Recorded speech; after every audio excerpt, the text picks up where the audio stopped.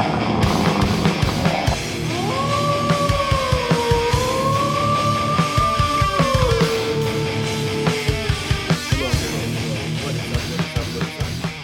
your buddy alertwolf here to bring you another anime review. Sorry about that. This time I'm doing it on Dragon Ball Super episode 21. The revenge begins. The vicious Frieza army attacks Gohan. Dum dum dum. Alright. And basically, I'm going to just get into some of the key differences that happened this time around as opposed to the movie. First major thing pops off the page to me is Barris goes to Whis as the boys are training.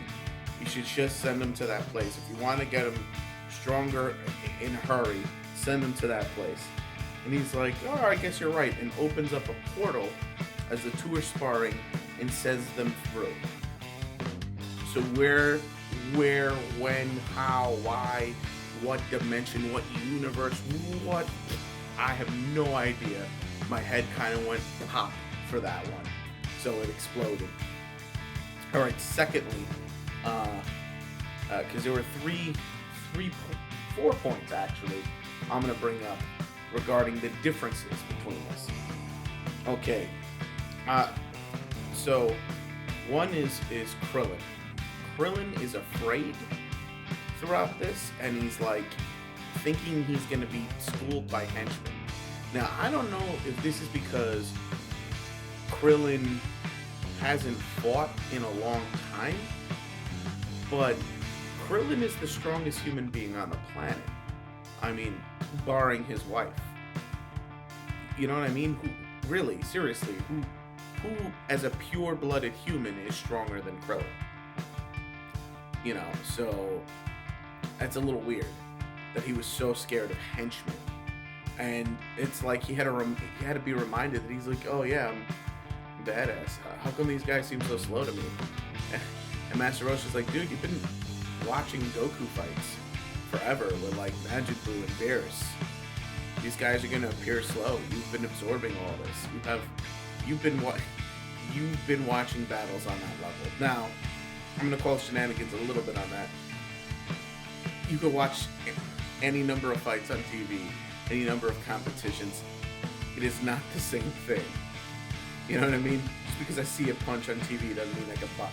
Just because I see Tyson back in the day punching somebody in the face doesn't mean now I can avoid a punch from somebody like a Tyson.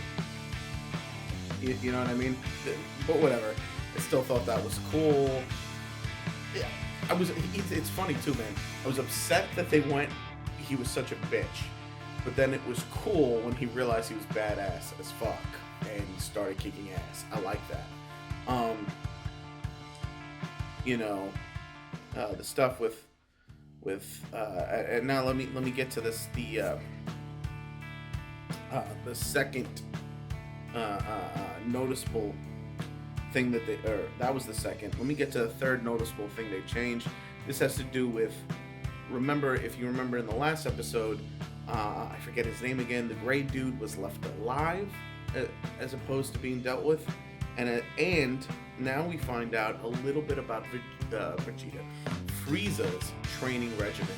He was clearly on a world, and he used him as a sparring dummy, partner. Where he basically kept almost killing him, putting him in the revival chamber, bringing him back, and beating his ass every day for the months he spent training.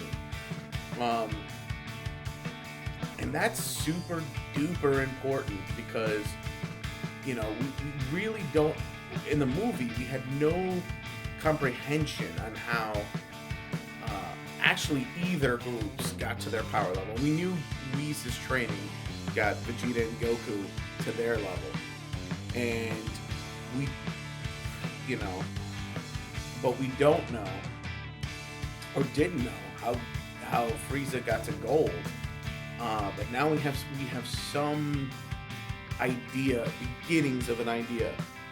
Now this has made him ruthless because while his partner was bear hugging Gohan, and Gohan was powering up, basically going, "Hey man, it's cool that you're hugging me with your man tits and all, but I got a kid to protect now, so I'm super motivated, and you guys are starting to piss me off, and I can pretty much kill all of you with the exception of Frieza."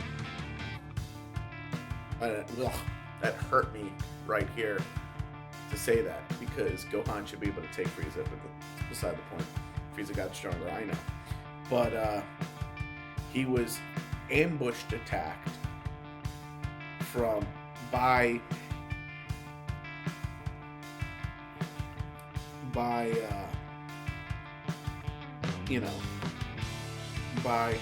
by the gray dude, and basically he shot through his partner, through him, and basically he did it because it was the boast that guy's the strongest in Frieza's army, which he's like, dude, I'm way stronger. So that's where that was, and he's like, and I took out an opponent. I'm yelling at Sorbet that, dude, you're a pussy, I'm badass. And Frieza's starting to gain respect for him. Frieza's looking at him like, really? I rubbed off on him. See, maybe Sorbet was right. Maybe my absence has had an effect on the men, that they've all become pussies. All I have to do is be around, and look at that, by the way. Now, and then, they give Gohan the sensu bean, and he's right back up. But I will say,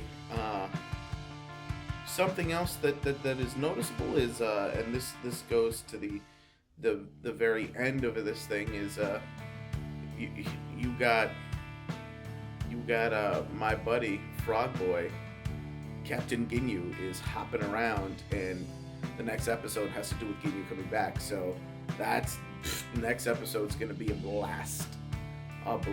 Now, one noticeable thing I noticed that was missing, and I do not know, and I'm gonna be speculating here. One, we didn't, last time in the movie, Beerus destroys a planet and Whis fixes it by rearranging time, and the famous line is, "Who or what are you? I'm just a life form," right? We didn't get that scene. Now, I don't know if maybe because now it's going to happen later, slightly later when they come out of the portal, because he did kind of break a planet, but you don't see, he sneezed a planet out of existence. You didn't see Whis fixing it. I think he mentioned something about having to fix it later, but we didn't really get that moment. The other thing is the sneak attack thing on Gohan, right? That's been used, So are they going to do that again to Goku later on? That sneak attack gimmick, I don't know. So that's going to be a little interesting to see how, if they tweak or change it at all. Especially since we haven't seen the time reversal gimmick, and Goku, that whole falling for a sucker punch deal. So those are the interesting story change notes that I've noticed. Because of the new content, I'm going to give this a 4 out of 5. It had that same original feel of the series, or of the movie, excuse me, but peppered in some new information here and there, a little seasoning to kick it up a notch, which is exactly what you want to do when you have a TV show format, which gives you more time to explore things, especially if you're trying to stretch it out a little, that the movie didn't have time to explore. And that's the way I feel. So I'm very interested to see where they're going with this. But having said all that, I've said too much. No, not too much, but there's nothing else to say on it. So click it up. Almost forgot. The fourth point. I glossed on a couple of little things, but the fourth major point, the difference is, okay, Majin Buu's taking a nap. That really wasn't different, but the boys aren't taking a nap too. I think that was the explanation in the movie. Don't go crazy on the comment section if I was wrong. I'm going off memory here. But the boys are awake, and the moment What's-His-Face is like, I'm as strong as Ginyu, the boys were like, that's a power level what's going on? And they fly off, and there's no one really around to stop them, right? Bulma is at the battlefield, so there's no, unless Chi-Chi stops them mid-flight, they're headed straight into the battle. Ooh, that's gonna change things, hopefully. Or maybe they get there and it's all been taken care of, but still, good stuff on that fourth change. All right, man, now I'm done. I'm still at that 4 out of 5, but I'm done.